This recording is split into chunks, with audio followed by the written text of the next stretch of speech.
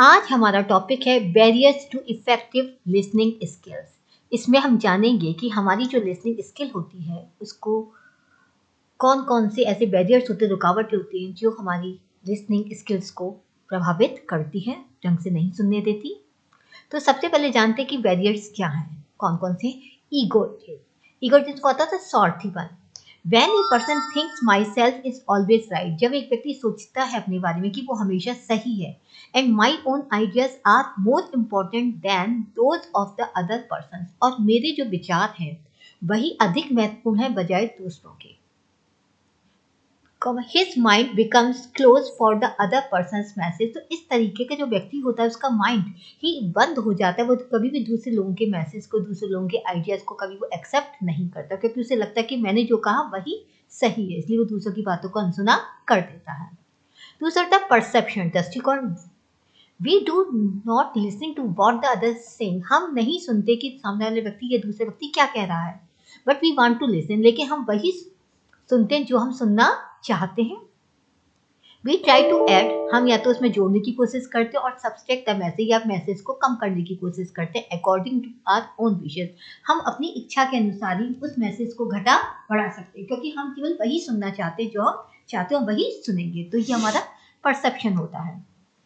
Lack of training, training की कमी होती है प्रशिक्षण की। Listening is an important mindful activity, एक ऐसी एक्टिविटी है जो महत्वपूर्ण, जो माइंडफुल है, जो हम दिमाग से काम करते हैं इसमें, which requires conscious work and practice to learn, जो हमारी कॉन्शियसली वर्क, एक सचेत रूप से काम करने के लिए प्रोत्साहित करती है, एंड प्रैक्टिस टू लर्न, और इसमें हमें प्रैक्टिस की आवश्यकता भी होती है कि जिससे हम चीज़ों को प्रॉपरली सुन सकें। Rapid thoughts, the speaker tells less than the listener's process of having information more quickly, जो स्पीकर होता है वो बातें कम करता है, लेकिन जो लिसनर होता है उसकी जो इन्फॉर्मेशन रखने की जरूरत है वो काफ़ी तेज होती है, यानी हम सुनते बहुत तीव्र गति से हैं, बोलते इतनी तीव्र गति से नहीं, जितना हम तीव्र गति से सुनते, तो सुनने की क्षमता ज़्यादा होती है बजाय बोलने की क्षमता के। तो हमारे जो होते हैं कि हमारे माइंड पे इतनी चीज़ें होती है कि वो रैपिड बहुत तेजी से विचार आने लगती हैं।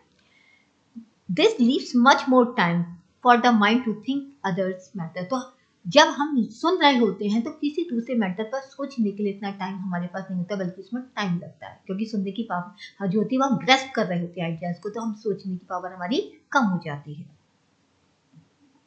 नेक्स्ट होता है only hearing the good news, एक पॉइंट भी होता है कि केवल हम अच्छी ही बातों को, अच्छे ही समाचार को सुनना चाहते हैं।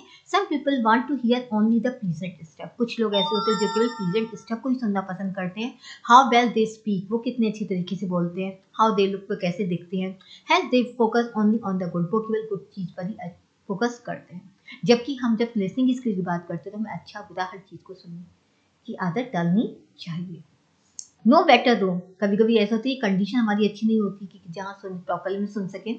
पुअर लाइटनिंग होती है, लाइट रोशनी अच्छी नहीं होती, अनकंफर्टेबल चेयर होती है, नॉइज शोर भी होता है, अदर फिजिकल डिस्कम्फर्ट भी वहाँ पर बहुत सारे होते हैं। Often take the blame for the poor listening, और यहाँ पर जब ऐसी कंडीशन होती है हम प्रॉपरली हम नहीं सुन पाते तो पुअर लिसनिंग होती है। नेक्स्ट होता है इंटरप्शन।